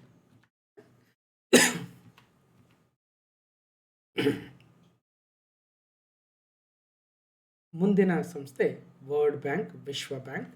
ಅಮೆರಿಕದ ವಾಷಿಂಗ್ಟನ್ DCಯಲ್ಲಿ ತನ್ನ ಪ್ರಧಾನ ಕಚೇರಿಯನ್ನು ಹೊಂದಿದೆ. ಜುಲೈ 1944 ಸ್ಥಾಪನೆ ಆಗಿತ್ತು. ಅಜಯ್ ಬಂಗಾ ಭಾರತೀಯ ಮೂಲದ ಅಮೆರಿಕನ್ ಬಿಸ್ನೆಸ್ ಎಕ್ಸಿಕ್ಯೂಟಿವ್ ಇವತ್ತು ವರ್ಲ್ಡ್ ಬ್ಯಾಂಕ್ನ, ವಿಶ್ವ ಬ್ಯಾಂಕ್ನ ಮುಖ್ಯಸ್ಥರಾಗಿದ್ದಾರೆ. ಬಂಡವಾಳ ಯೋಜನೆಗಳನ್ನು ಮುಂದುವರಿಸುವ ಉದ್ದೇಶದಿಂದ ಕಡಿಮೆ ಮತ್ತು ಮಧ್ಯಮ ಆದಾಯದ ದೇಶಗಳಿಗೆ ಅಥವಾ ಅಲ್ಲಿನ ಸರ್ಕಾರಗಳಿಗೆ ಸಾಲವನ್ನು, ಅನುದಾನವನ್ನು ಒದಗಿಸುವ ಕೆಲಸವನ್ನು WB ಅಥವಾ ವರ್ಲ್ಡ್ ಬ್ಯಾಂಕ್ ಮಾಡುತ್ತೆ. ಸೊ ಅಜಯ್ ಬಂಗಾ ಪ್ರಸ್ತುತ ಪ್ರೆಸಿಡೆಂಟ್ ಇದ್ದಾರೆ, ನಮ್ಮ ಭಾರತೀಯ ಮೂಲದವರು. ಇಲ್ಲಿ ಇನ್ನೊಂದು ತಿಳ್ಕೋಬೇಕು, ವಿಶ್ವ ಬ್ಯಾಂಕ್ನ ಹಳೆ ಹೆಸರೇನೆಂದರೆ IBRD, international bank for reconstruction and development. ಈ IBRD ಮತ್ತು IMF ಇವೆರಡೂ ಕೂಡ ಇದೇ ಜುಲೈ 1944 ಸ್ಥಾಪನೆ ಆಗಿದ್ವು. ಯಾವ ಅಗ್ರಿಮೆಂಟ್ ಮುಖಾಂತರ ಅಂತ ಕೇಳ್ತಾರೆ, Bretton Woods conference. Bretton Woods agreement ಅಥವಾ ಬ್ರೆಟನ್ ವುಡ್ಸ್ ಕಾನ್ಫರೆನ್ಸ್ ಮೂಲಕ 1944 ಸ್ಥಾಪನೆಯಾದ 2 ಅಂತಾರಾಷ್ಟ್ರೀಯ ಹಣಕಾಸು ಸಂಸ್ಥೆಗಳು ಯಾವುವಂದರೆ, ಒಂದು IBRD ಮತ್ತೊಂದು IMF. IBRDಯನ್ನು ಇವತ್ತು ವಿಶ್ವ ಬ್ಯಾಂಕ್ ಅಂತ, ವರ್ಲ್ಡ್ ಬ್ಯಾಂಕ್ ಅಂತ ಕರಿತೀವಿ. IMF international monetary fund. ಅರ್ಥ ಮಾಡ್ಕೊಂಡ್ರೆ ಹೇಳಿದ್ದಾರೆ ಹಲವಾರು ಬಾರಿ ಎಕ್ಸಾಮಲ್ಲಿ. ಇನ್ನು ರಿಪೋರ್ಟ್ಸ್ ಆ್ಯಂಡ್ ಇಂಡೆಕ್ಸಸ್, ಹಲವಾರು ವರದಿಗಳು ಮತ್ತು ಸೂಚ್ಯಾಂಕಗಳು ಅಂತ ಒಂದು ವಿಡಿಯೋ ಮಾಡ್ತಾ ಇದ್ವಿ ನಾವು ಹಿಂದೆ. ಅದ್ರ ಮೇಲೆ ಕೂಡ ಒಂದು 2-3 ವಿಡಿಯೋ ಬರುತ್ತೆ, ಸ್ವಲ್ಪ ವೆಯ್ಟ್ ಮಾಡಿ. ಆದರೂ ಕೂಡ ಯಾವ ಸಂಸ್ಥೆಗಳು ಯಾವ ಇಂಡೆಸಸ್, ಯಾವ ರಿಪೋರ್ಟ್ಸನ್ನು ರಿಲೀಸ್ ಮಾಡ್ತಾರೆ, ಪಬ್ಲಿಷ್ ಮಾಡ್ತಾರೆ ಅಂತಕ್ಕಂಥ ವಿಚಾರದ ಮೇಲೇ ಒಂದು 2-3 ವಿಡಿಯೋ ಬರ್ತವೆ. ಸ್ವಲ್ಪ ದಿನ ಕಂಟೆಂಟ್ ಆದಮೇಲೆ ನಾವು ಮಾಡ್ತೀವಿ. ಓಕೆ, ಅದಕ್ಕಿಂತ ಮುಂಚೆ ಈ ಒಂದು ಅಂತಾರಾಷ್ಟ್ರೀಯ ಸಂಸ್ಥೆಗಳನ್ನು ಮಾತಾಡ್ತಿರ್ಬೇಕಾದ್ರೆ ಒಂದು ಬ್ರೀಫಾಗಿ ನೋಡ್ಕೊಂಬಿಡೋಣ. ವರ್ಲ್ಡ್ ಬ್ಯಾಂಕ್ ರಿಲೀಸ್ ಮಾಡ್ತಕ್ಕಂತಹ ವಿವಿಧ ರಿಪೋರ್ಟ್ಗಳ ಇಂಡೆಸಿಸ್ ಯಾವ್ಯಾವು? ವರ್ಲ್ಡ್ ಬ್ಯಾಂಕ್, ವಿಶ್ವ bank ease of doing business ಅನ್ನು ರಿಲೀಸ್ ಮಾಡ್ತಕ್ಕಂಥ ಸಂಸ್ಥೆ ಯಾವುದು ಅಂದರೆ ವಿಶ್ವ ಬ್ಯಾಂಕ್. ವರ್ಲ್ಡ್ ಡೆವಲಪ್ಮೆಂಟ್ ರಿಪೋರ್ಟ್ ವಿಶ್ವ bank. Global economic prospects again ವಿಶ್ವ bank. Global financial development report ವಿಶ್ವ ಬ್ಯಾಂಕ್. ರಿಮಿಟೆನ್ಸ್ ರಿಪೋರ್ಟ್ ವಿಶ್ವ bank. Ease of living index, India development update, universal health coverage, so at least logistic performance index. So ಇವು ಕೆಲವೊಂದು important ಆಗಿರ್ತಕ್ಕಂಥ ಇಂಡೆಕ್ಸ್ಗಳು. ಹಾಗಾಗಿ ಯಾವ index and ರಿಪೋರ್ಟ್ಸನ್ನು ಯಾವ ಸಂಸ್ಥೆ ರಿಲೀಸ್ ಮಾಡುತ್ತೆ, ಅದರಲ್ಲೂ ವಿಶೇಷವಾಗಿ ವರ್ಲ್ಡ್ ಬ್ಯಾಂಕು, IMF ಅಥವಾ ವರ್ಲ್ಡ್ ಎಕನಾಮಿಕ್ ಫೋರಮ್ಮು ಅಥವಾ UNDP ಅಥವಾ UNEP ಆರ್ ಈ ಥರ ಕೆಲವೊಂದು ಸಂಸ್ಥೆಗಳಿದ್ದಾವೆ. ಇವು ರಿಲೀಸ್ ಮಾಡ್ತಕ್ಕಂಥ report and indices are very important. ನಾನು ಇಂಡೆಕ್ಸ್ ಆ್ಯಂಡ್ ರಿಪೋರ್ಟ್ಸ್ ಮೇಲೆ ಸಪ್ರೇಟ್ ವೀಡಿಯೋ ಮಾಡ್ತೀನಿ ಅಂತ ಹೇಳಿದ್ದೀನಲ್ಲ, ಅದು ಒಂದು 2-3 ಪಾರ್ಟ್ ಬರುತ್ತೆ, ಅವಾಗ ಹೇಳ್ತೀನಿ ನಾನು ಆ ಇಂಡೆಕ್ಸ್ ಯಾವುದು, ಯಾರು ರಿಲೀಸ್ ಮಾಡ್ತಾರೆ, ಯಾವ ಉದ್ದೇಶದಿಂದ ರಿಲೀಸ್ ಮಾಡ್ತಾರೆ, ಎಷ್ಟು ದೇಶಗಳು ಭಾಗವಹಿಸಿದ್ದಾವೆ, ಅದರಲ್ಲಿ ಮೊದಲ ಟಾಪ್ 3 ಯಾರು, ಬಾಟಮ್ 3 ಯಾರು, ಅಥವಾ ನಮ್ಮ ಭಾರತದ ಸ್ಥಾನ ಏನಿದೆ ಅಲ್ವಾ, ಪ್ರೆಸ್ ಫ್ರೀಡಮ್ ಇಂಡೆಕ್ಸು ಅಥವಾ ಎನ್ಲೆ ಪಾಸ್ಪೋರ್ಟ್ ಇಂಡೆಕ್ಸು ಅಥವಾ ಗ್ಲೋಬಲ್ ಇನೋವೇಷನ್ ಇಂಡೆಕ್ಸು ಅಥವಾ ಬಹು ಆಯಾಮದ ಸೂಚ್ಯಂಕ, ಬಡತನ ಸೂಚ್ಯಂಕ ಅಂತ ಕರಿತೀವಿ. ಹೀಗೆ ಹಲವಾರು ಇದಾವೆ, ನೋಡೋಣ, ಅದ್ರ ಮೇಲೆ ಸಪ್ರೇಟ್ ಮಾತಾಡೋಣ. ಓಕೆ, RSI ಎಕ್ಸಾಮಲ್ಲಿ ವಿಶ್ವ ಅಭಿವೃದ್ಧಿ ವರದಿಯನ್ನು ವಾರ್ಷಿಕವಾಗಿ ಯಾರು ಪ್ರಕಟ ಮಾಡ್ತಾರೆ? ಇದೆ ವಿಶ್ವ ಬ್ಯಾಂಕ್. ವಿಶ್ವ ಅಭಿವೃದ್ಧಿ ವರದಿ, ವರ್ಲ್ಡ್ ಡೆವಲಪ್ಮೆಂಟ್ ರಿಪೋರ್ಟ್ ಇಲ್ಲಿದೆ ನೋಡಿ. ವರ್ಲ್ಡ್ ಡೆವಲಪ್ಮೆಂಟ್ ರಿಪೋರ್ಟನ್ನು ರಿಲೀಸ್ ಮಾಡ್ತಕ್ಕಂಥ ಸಂಸ್ಥೆ ಯಾವುದು? World Bank. ಎಕ್ಸಾಮಲ್ಲಿ ನೇರವಾಗಿ ಕೇಳಿದ್ದಾರೆ. PSI RSI ಎಕ್ಸಾಮಲ್ಲಿ 2020 ಕೇಳಿದ್ದಾರೆ. ಇನ್ನು 17-12-2023 KPSC ಪೇಪರಲ್ಲಿ 17 ಎಕನಾಮಿಕ್ಸ್ ಪ್ರಶ್ನೆ ಇತ್ತು. Bretton Woods ಅವಳಿಗಳು, Bretton Woods twins ಅಂದರೆ ಯಾರ್ಯಾರು? IMF ಮತ್ತು IBRD. ಯಾಕಂದರೆ ಇಲ್ಲಿ ವರ್ಲ್ಡ್ ಬ್ಯಾಂಕ್ ಬಗ್ಗೆ ಕೊಟ್ಟಿಲ್ವಲ್ಲ, ಅದಕ್ಕೆ. Bretton Woods Twins refers to the 2 multilateral organizations created at the Bretton Woods Conference in 1944. They are World Bank ಅಥವಾ IBRD and the International Monetary Fund IMF.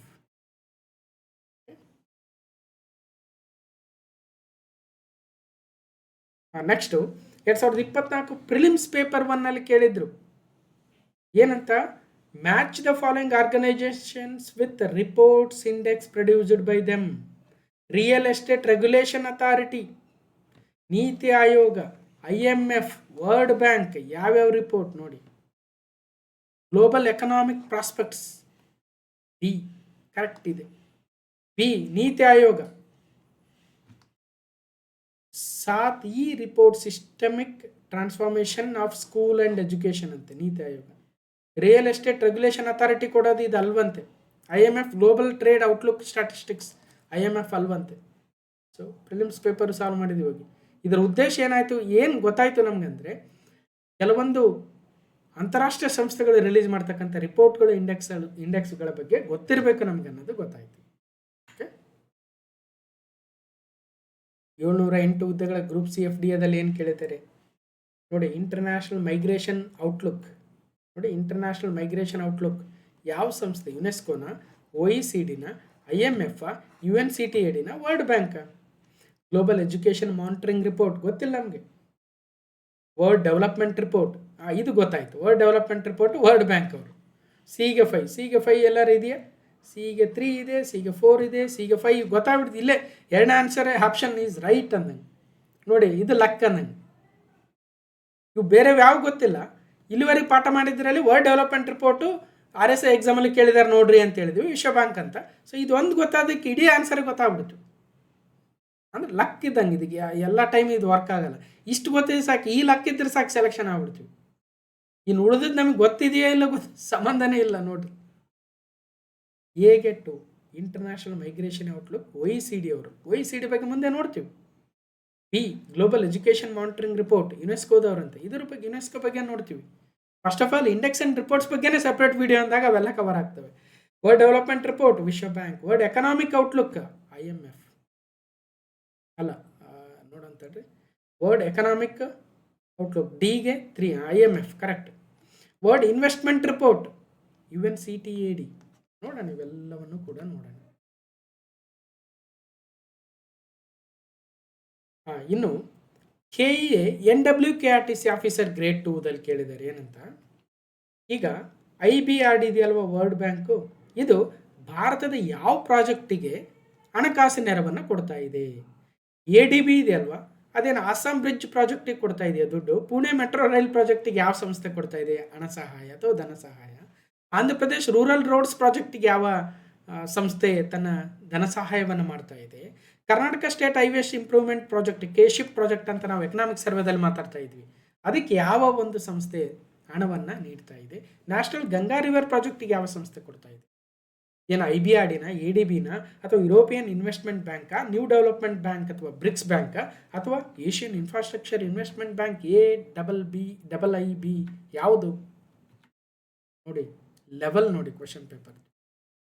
ಇಂಥ questions at least ನಮಗೆ ಇದರಲ್ಲಿ ಒಂದೋ ಎರಡೋ ಗೊತ್ತಿದ್ದು ನಮಗೆ ಸರಿ ಆನ್ಸರ್ ಬಂದ್ಬಿಟ್ರೆ ಮುಗಿದ ಸೆಲೆಕ್ಷನ್ ಲಿಸ್ಟಲ್ಲಿ ಪಕ್ಕಾ ಇರ್ತೀವಿ. ಯಾಕಂದರೆ ಇಂಥದ್ದು ಭಾಳ ಜನಕ್ಕೆ ಆ ಕ್ವಶನ್, ಆ ಒಂದು ಎಕ್ಸಾಮ್ನ ಅಟೆಂಡ್ ಮಾಡ್ತಕ್ಕಂಥ 99% ಜನಕ್ಕೆ ಡೆಫಿನೆಟ್ಲಿ ಯಾವ ಗೊತ್ತಿರಲ್ಲ. ಅರ್ಥ ಮಾಡ್ಕೊಂಡ್ರಿ? ಇದನ್ನು ಆಲ್ರೆಡಿ ಸಾಲ್ವ್ ಮಾಡಿದೀವಿ, ಬಟ್ ಸ್ಟಿಲ್ ಇಲ್ಲಿ IBRDಯಿಂದ ಸಹಾಯವನ್ನು ಪಡಿತಾ ಇರ್ತಕ್ಕಂಥದ್ದು ರಾಷ್ಟ್ರೀಯ ಗಂಗಾ ರಿಜುವಿನೇಷನ್ ಪ್ರಾಜೆಕ್ಟ್. B ಏನಿದೆ, ಏಷ್ಯನ್ ಡೆವಲಪ್ಮೆಂಟ್ ಬ್ಯಾಂಕ್ ಅವರಿಂದ ನಮ್ಮ KSHIP ಪ್ರಾಜೆಕ್ಟಿಗೆ ಸಹಾಯವನ್ನು ತೆಗೆದುಕೊಳ್ತಾ ಇದ್ದೀವಿ. IIBಯಿಂದ ಪುಣೆ ಮೆಟ್ರೋ ರೈಲು ಯೋಜನೆಗಂತೆ, ನ್ಯೂ ಡೆವಲಪ್ಮೆಂಟ್ ಬ್ಯಾಂಕಿಂದ ಆಸಾಂ ಸೇತುವೆ ಯೋಜನೆಗಂತೆ, ಇನ್ನು AIIBಯಿಂದ ಆಂಧ್ರ ಪ್ರದೇಶ ಗ್ರಾಮೀಣ ರಸ್ತೆ ಯೋಜನೆಗಂತೆ.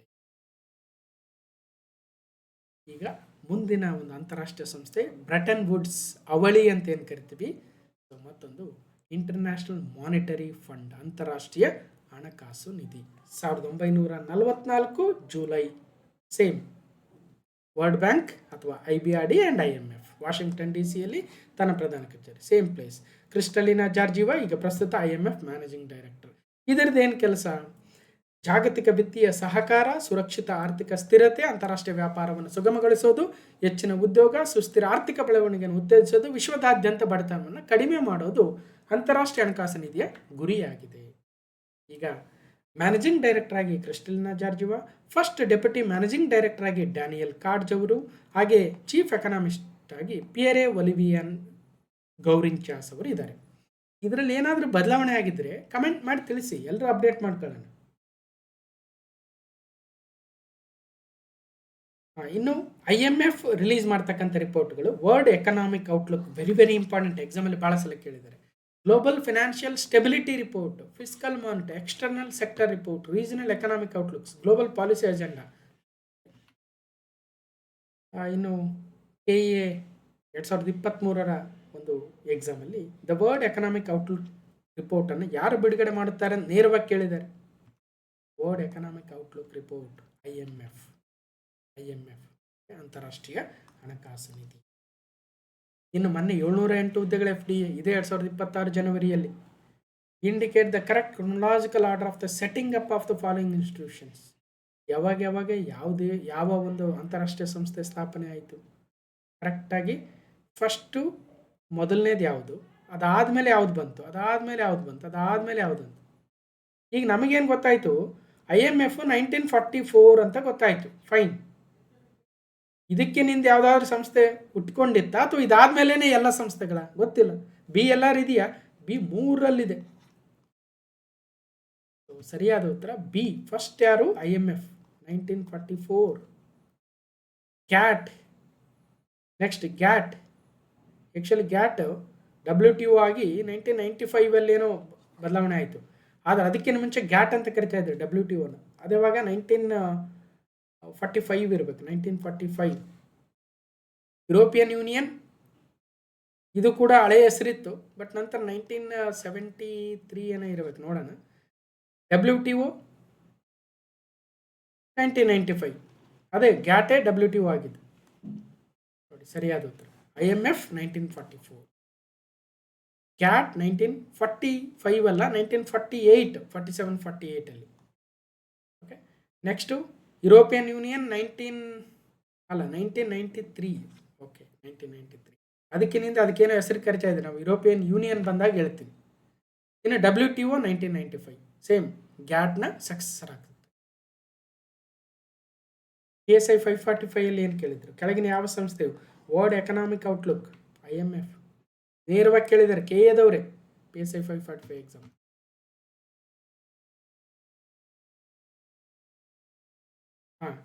ಹಿಂದೆ IMFನಲ್ಲಿ ಚೀಫ್ ಎಕನಾಮಿಸ್ಟ್ ಆಗಿ ನಮ್ಮ ಭಾರತೀಯ ಮೂಲದ ಅರ್ಥಶಾಸ್ತ್ರಜ್ಞೆ ಗೀತಾ ಗೋಪಿನಾಥ್ ಇದ್ದರು.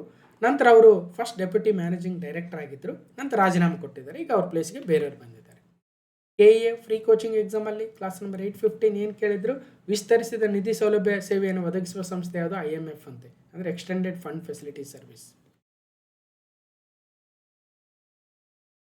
ಇನ್ನು ಮುಂದಿನ ಒಂದು ಸಂಸ್ಥೆ WTO, ವಿಶ್ವ ವ್ಯಾಪಾರ ಸಂಸ್ಥೆ. ಇಲ್ಲಿ ಹೇಳ್ತಾ ಇದ್ದೆ ನಾನು, ಇಲ್ಲಿ 2 ಸಂಸ್ಥೆಗಳಿದ್ವು. ಒಂದು ಸಂಸ್ಥೆ ಗ್ಯಾಟ್ ಇತ್ತು, ಮತ್ತೊಂದು ಸಂಸ್ಥೆ WTO ಇತ್ತು. ಗ್ಯಾಟೇ ಮುಂದೆ WTO ಆಯಿತು ಅಂತ ಹೇಳ್ತಾ ಇದ್ವಲ್ಲ, ಅದ್ರ ಬಗ್ಗೆ ಈಗ ಹೆಚ್ಚಿನ ಮಾಹಿತಿಯನ್ನು ಪಡ್ಕೊಳ್ಳೋದು. First World trade Organization WTO ವಿಶ್ವ ವ್ಯಾಪಾರ ಸಂಸ್ಥೆ ಸ್ವಿಟ್ಜರ್ಲೆಂಡ್ನ ಜೆನೆವಾದಲ್ಲಿ ತನ್ನ ಪ್ರಧಾನ ಕಚೇರಿಯನ್ನು ಹೊಂದಿದೆ ಮತ್ತು 1 ಜನವರಿ 1995. Actually WTO replaced the GATT on 1 January 1995. What is GATT ಅಂತ ಕೇಳ್ತಾರೆ, ವಿಸ್ತೃತ ರೂಪ ಕೇಳಿದರೆ general agreement on tariffs and trade. GATT was an international trade agreement. ಮೊರಕ್ಕೋದ ಮಾರ್ಕೇಶಲ್ಲಿ 1994ರಲ್ಲಿ ಮಾರ್ಕೇಶ್ ಅಗ್ರಿಮೆಂಟ್ ಅಂತ ಕರಿತೀವಿ. ಆ ಸಂದರ್ಭದಲ್ಲಿ ಈ ಒಂದು ಗ್ಯಾಟ್ನ ರೀಪ್ಲೇಸ್ ಮಾಡಿ WTO ಬಂತು. ವಿವಿಧ ರಾಷ್ಟ್ರಗಳ ನಡುವಿನ ಅಂತಾರಾಷ್ಟ್ರೀಯ ವ್ಯಾಪಾರದ ನಿಯಂತ್ರಣಕ್ಕೆ ಸಂಬಂಧಿಸಿದೆ. ಎನ್ಗೋಜಿ ಒಕೊಂಜೋ ಇವಿಯಾಲ ಪ್ರಸ್ತುತ WTOದ ಡೈರೆಕ್ಟರ್ ಜನರಲ್ ಆಗಿದ್ದಾರೆ. ಇನ್ನು WTOದ ಪ್ರಮುಖ ರಿಪೋರ್ಟ್ಗಳು World Trade Report. World trade Organization ಅವರು ಮತ್ತೆ ಟ್ರೇಡ್ ರಿಪೋರ್ಟ್ ಕೊಡಬೇಕಲ್ವ. WTO ಆ್ಯನ್ಯುವಲ್ ರಿಪೋರ್ಟ್ ಇದೆ. Global trade outlook and strategy, ಎಲ್ಲಿ ಟ್ರೇಡ್ ಅಂತ ಬರುತ್ತದೋ WTO ರಿಪೋರ್ಟ್ ಅಷ್ಟೇ, ಸಿಂಪಲ್ ಆಗಿ. ಟ್ರೇಡು, ತಾರೀಫು ಅಲ್ವಾ. ಸೊ ಒಂದು ಜಸ್ಟ್ ಬ್ಲೈಂಡ್ ಆಗಿ ತಿಳ್ಕೊಬೇಕಂದ್ರೆ. ಇನ್ನು WRD ಜೂನಿಯರ್ ಇಂಜಿನಿಯರ್ ಎಕ್ಸಾಮಲ್ಲಿ ಏನು ಕೇಳಿದ್ರು, consider the following statements about the world trade organisation. ನೋಡಿ, ಹೇಳಿಕೆಗಳ ಮುಖಾಂತರನೇ ಒಂದು ಪ್ರಶ್ನೆ ಬಂದ್ಬಿಟ್ಟಿತ್ತು JEE ಎಕ್ಸಾಮಲ್ಲಿ. WTO is an international organisation that oversees the operation of the rules based multilateral trading system. ಸರಿ ಇದೆ. B, WTO ಬಿಗ್ಯಾನ್ ಆಪರೇಷನ್ 1 ಜನವರಿ 1995. ಗೊತ್ತಿದೆ, ಗ್ಯಾಟ್ ರೀಪ್ಲೇಸ್ ಮಾಡಿತು. WTO headquarters Washington DC ಯಲ್ಲಿಲ್ಲ, ಬದಲಾಗಿ ಎಲ್ಲಿದೆ ಇವಾಗ ಹೇಳಬೇಕು, ಜಿನೇವಾದಲ್ಲಿದೆ. WTO ಹೆಡ್ ಕ್ವಾರ್ಟರ್ ಎಲ್ಲಿದೆ? ಸ್ವಿಟ್ಜರ್ಲೆಂಡ್ನ ಜಿನೇವಾದಲ್ಲಿದೆ. ನೋಡಿ, ಈ ಥರ ಕನ್ಫ್ಯೂಷನ್ ಮಾಡಿಸ್ತಾರೆ.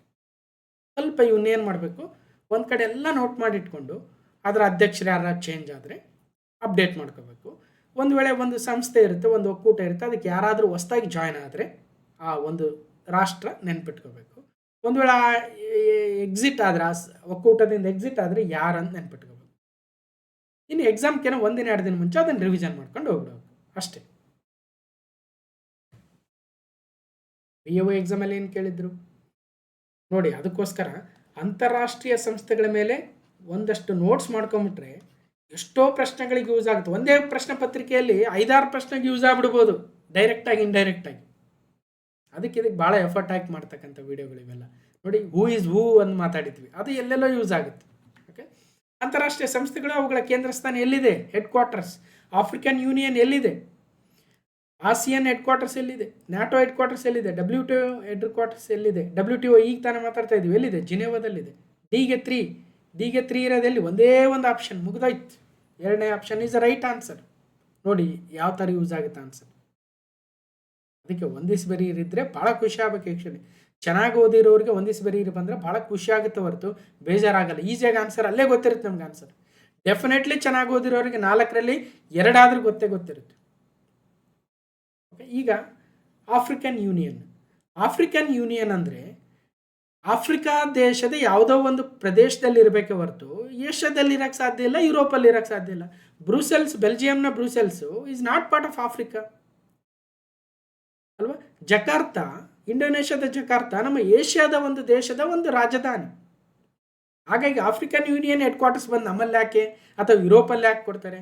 ಡೆಫಿನೆಟ್ಲಿ ಹೇಗೆ 2ನೇ ಆನ್ಸರ್ ಆಡಿಸ್ ಅಬಾಬದಲ್ಲೇ ಇರಬೇಕು. ಅರ್ಥ ಮಾಡ್ಕೊಳ್ರಿ. ಸೊ ಹೇಗೆ 2 ಎಲ್ಲಿದೆ? ಈ ಥರ. ಬಿಗೆ 4 ಆಸಿಯನ್ನ ಒಂದು ಪ್ರಧಾನ ಕಚೇರಿ ಜಕಾರ್ತಾದಲ್ಲಿದೆ. ಡೆಫಿನೆಟ್ಲಿ ಬ್ರುಸೆಲ್ಸಲ್ಲಿ ಇರೋಕ್ಕೆ ಸಾಧ್ಯನೇ ಇಲ್ಲ, ಜಕಾರ್ತದಲ್ಲೇ ಇರುತ್ತೆ. ಯಾಕಂದರೆ ಏಷ್ಯಾದ ಪ್ರದೇಶ ಇರೋದು ಒಂದೇ ಒಂದಿದೆ ಇಲ್ಲಿ 4ರಲ್ಲಿ. ಯಾವ ಮೆಥಡರ ಅನ್ಕೊಂಡು ನೀವು, ಎಲಿಮಿನೇಷನ್ ಮೆಥಡು ಅಥವಾ strategic method, what ever the method, answer ಬರುತ್ತೆ ಸ್ವಲ್ಪ ಚೆನ್ನಾಗಿ ಓದಿದ್ರೆ. 2014 ಪ್ರಿಲಿಮ್ಸ್, ಭಾರತವು WTOದ ಸದಸ್ಯ ರಾಷ್ಟ್ರವಾಗಿದ್ದು 1995ಅಲ್ಲಿ. ಇನ್ನು ಮುಂದಿನ ಒಂದು ಸಂಸ್ಥೆ OECD, organisation for economic cooperation and development, ಆರ್ಥಿಕ ಸಹಕಾರ ಮತ್ತು ಅಭಿವೃದ್ಧಿಯ ಸಂಸ್ಥೆ. 16 ಏಪ್ರಿಲ್ 1948 ಸ್ಥಾಪನೆ. ಫ್ರಾನ್ಸ್ನ ಪ್ಯಾರಿಸಲ್ಲಿ ತನ್ನ ಪ್ರಧಾನ ಕಚೇರಿ. ಮ್ಯಾಥಿಯಸ್ ಕಾರ್ಮನ್ ಅವರು ಪ್ರಸ್ತುತ OECDಯ ಮುಖ್ಯಸ್ಥರಾಗಿದ್ದಾರೆ. Inter governmental economic organisation of 37 member countries, ಆರ್ಥಿಕ ಪ್ರಗತಿ ಮತ್ತು ವಿಶ್ವ ವ್ಯಾಪಾರವನ್ನು ಉತ್ತೇಜಿಸಲು ಒಂದು ಒಕ್ಕೂಟವಾಗಿದೆ. ಇದರಲ್ಲಿ ಭಾರತ ಭಾಗವಾಗಿದೆ. ಅಂದರೆ OECDಯ ಭಾಗ ಭಾರತ ಆಗಿಲ್ಲ. ಎಷ್ಟು ಕಂಟ್ರೀಸು? 37 ಅಥವಾ 38 ಇದ್ದಂಗಿದ್ದಾವೆ. 38 ಇದ್ದಂಗಿದೆ ಮೋಸ್ಟ್ಲಿ.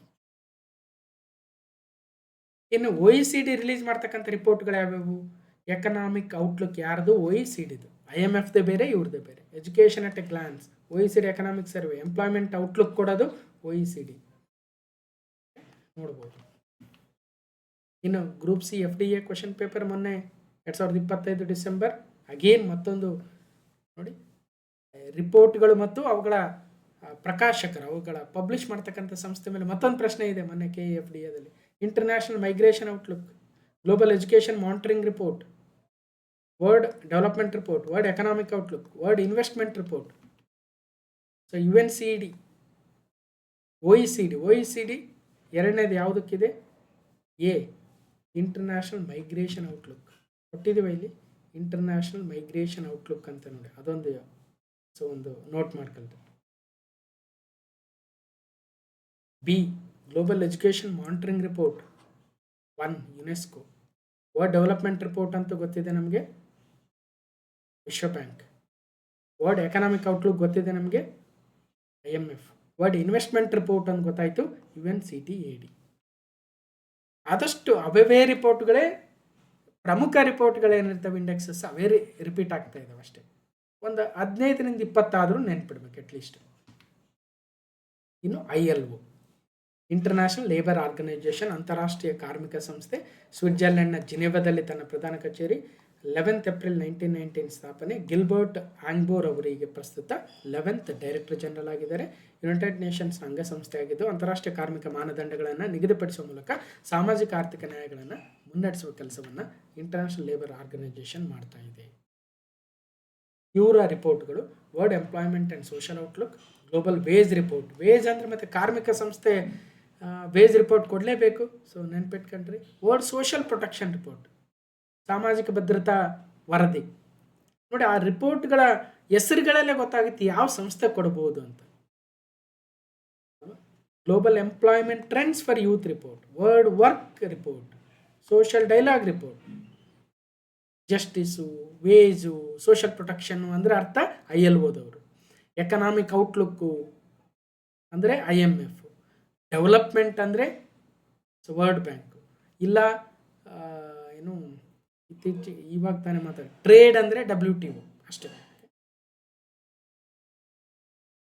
ಇಂಟರ್ನ್ಯಾಷನಲ್ ಲೇಬರ್ ಆರ್ಗನೈಜೇಷನ್, ಇದರ ಮುಖ್ಯ ಕಚೇರಿ ಜಿನೆವಾದಲ್ಲಿದೆ. ಇನ್ನು EPFO ಎಕ್ಸಾಮಲ್ಲಿ ಒಂದು ಸ್ವಲ್ಪ ಕೇಳಿದ್ದಾರೆ, ಏನಿದೆ ನೋಡಿ, ಇದನ್ನು ಸಾಲ್ವ್ ಮಾಡಿದ್ವಿ ಅನಿಸುತ್ತೆ. ಸೋಷಲ್ ಪ್ರೊಟೆಕ್ಷನ್ ರಿಪೋರ್ಟ್ ಬಗ್ಗೆ ಕೇಳಿದ್ದಾರೆ. ವರ್ಲ್ಡ್ ಸೋಷಲ್ ಪ್ರೊಟೆಕ್ಷನ್ ರಿಪೋರ್ಟ್ ಬಗ್ಗೆ ಹೇಳಿಕೆಗಳ ಮುಖಾಂತರ ಕೇಳಿದ್ದಾರೆ. ಸೊ ಅಷ್ಟಾಗಿ ಬೇಕಾಗಿಲ್ಲ ನಮಗೆ ನಮ್ಮ ಈ ಒಂದು ಎಕ್ಸಾಮ್ ಲೆವೆಲ್ಗೆ. ಇನ್ನು ಮತ್ತೊಂದು ಆರ್ಗನೈಜೇಷನು FAO, ಇದು ಕೂಡ ವಿಶ್ವಸಂಸ್ಥೆಯ ಒಂದು ಅಂಗಸಂಸ್ಥೆ ಆಗುತ್ತೆ, ಆಹಾರ ಮತ್ತು ಕೃಷಿ ಸಂಸ್ಥೆ. ಇಟಲಿಯ ರೋಮಲ್ಲಿ ತನ್ನ ಪ್ರಧಾನ ಕಚೇರಿಯನ್ನು ಹೊಂದಿದೆ. Food and agriculture organization. 16 October 1945 Qu Dongyu ಅವರು ಈಗ ಪ್ರಸ್ತುತ ಅದರ ಡೈರೆಕ್ಟರ್ ಜನರಲ್ ಆಗಿದ್ದಾರೆ. ವಿಶ್ವಸಂಸ್ಥೆಯ ವಿಶೇಷ ಅಂಗಸಂಸ್ಥೆ ಅಥವಾ ಏಜೆನ್ಸಿ ಆಗಿದ್ದು, ಇದು ಹಸಿವನ್ನು ಹೋಗಲಾಡಿಸಿ ಪೋಷಣೆ ಮತ್ತು ಆಹಾರ ಸುರಕ್ಷತೆಯನ್ನು ಸುಧಾರಿಸಲು ಅಂತಾರಾಷ್ಟ್ರೀಯ ಮಟ್ಟದ ಪ್ರಯತ್ನಗಳನ್ನು ಮಾಡುತ್ತೆ. FAO, food and agricultural organization. ಇದರ ಪ್ರಧಾನ ಕಚೇರಿ ಇಟಲಿಯ ರೋಮಲ್ಲಿದೆ, ಗಮನಿಸಬೇಕು. ಇವ್ರು ಕೊಡ್ತಕ್ಕಂಥ ರಿಪೋರ್ಟ್ಗಳು, the state of food and security and nutrition. Again food security nutrition ಅಂತ ಬಂದರೆ ಏನರ್ಥ? FAOದವರು. The state of food and agriculture, again FAO. The state of world fisheries and aquaculture, again FAO.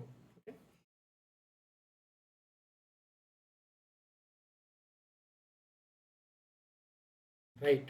ಇಷ್ಟು ಒಟ್ಟಾರೆಯಾಗಿ ಕ್ಲಾಸ್ ನಂಬರ್ 1158 ಆಗಿತ್ತು ಮತ್ತು ಅಂತಾರಾಷ್ಟ್ರೀಯ ಸಂಸ್ಥೆಗಳು ಇಂಟರ್ನ್ಯಾಷನಲ್ ಆರ್ಗನೈಸೇಷನ್ ಮೇಲೆ ಮೊದಲನೇ ಭಾಗ. ಯಾವ್ಯಾವ ಮಾತಾಡಿದ್ವಿ ಇವತ್ತು? ಯುನೈಟೆಡ್ ನೇಷನ್ಸ್ ಬಗ್ಗೆ ನೋಡಿದ್ವಿ, ಅಥವಾ WHO ಬಗ್ಗೆ ಮಾತಾಡಿದ್ವಿ, WTO ಬಗ್ಗೆ, ವರ್ಲ್ಡ್ ಬ್ಯಾಂಕ್ ಬಗ್ಗೆ, ಆರ್ OECD ಬಗ್ಗೆ ಅಲ್ವಾ, ಅಥವಾ ಈವನ್ IMF ಬಗ್ಗೆ ಅಲ್ವಾ, ರೈಟ್, ILO ಬಗ್ಗೆ. ಸೊ ಇವೆಲ್ಲವೂ ಕೂಡ ವೆರಿ ಇಂಪಾರ್ಟೆಂಟು. ಅವುಗಳ ಬಗ್ಗೆ ಪ್ರಶ್ನೆಗಳು ಹೇಗೆ ಬಂದಿದ್ದಾವೆ ಅಂತ ಕೂಡ ನೋಡಿದ್ವಿ, ಸಾಲ್ವ್ ಮಾಡಿದ್ವಿ. ಇನ್ನು ಯಾರ್ಯಾರಿಗೆ ಇನ್ನಷ್ಟು ಬೇಕು ಅನಿಸುತ್ತೆ, ಸೊ ಅಲ್ಲಿ ಪಾಸ್ ಮಾಡಿ ನೀವೇ ಸಾಲ್ವ್ ಮಾಡಿ, ಮುಂದಿನ ಸ್ಲೈಡ್ಗೆ ಹೋಗೋಕ್ಕೆ ಮುಂಚೆ ನೀವೇ ಟ್ರೈ ಮಾಡಿ. ಇನ್ನು ಯಾವ ಸಂಸ್ಥೆಗಳನ್ನ ಆಲ್ರೆಡಿ ಪಟ್ಟಿ ತೋರಿಸಿದ್ನಲ್ವ, ಆ ಪಟ್ಟಿಯಲ್ಲಿ ಮಿಸ್ ಆಗಿರ್ತಕ್ಕಂಥವು ಇನ್ನೇನು ಯಾಡ್ ಮಾಡ್ಬೇಕನ್ನೋದು ಇವಾಗಲೇ ನೀವು ಕಮೆಂಟ್ ಮಾಡಿ ತಿಳಿಸಿದರೆ ಮುಂದಿನ ಭಾಗ ಪಾರ್ಟ್ 2 ಪಾರ್ಟ್ 3 ಎಲ್ಲ ಅವನ್ನೂ ಕೂಡ ಆ್ಯಡ್ ಮಾಡೋಣ.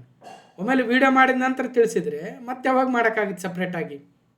ಇನ್ನು ಬೇರೆ ಸಾಕಷ್ಟು ಟಾಪಿಕ್ ಇದ್ದಾವೆ ನಮಗೆ ಮಾಡೋಕ್ಕೆ ಬ್ಯಾಲೆನ್ಸ್. ಇಷ್ಟು ಹೇಳ್ತಾ ಈ ಒಂದು ವಿಡಿಯೋನ ಕಂಪ್ಲೀಟಾಗಿ ನೋಡಿರ್ತಕ್ಕಂಥ ಎಲ್ರಿಗೂ ಧನ್ಯವಾದಗಳು. ಮತ್ತೆ ಮುಂದಿನ ವಿಡಿಯೋದಲ್ಲಿ ಸಿಗ್ತೀನಿ ಅಂತ ಹೇಳ್ತಾ ಥ್ಯಾಂಕ್ ಯು.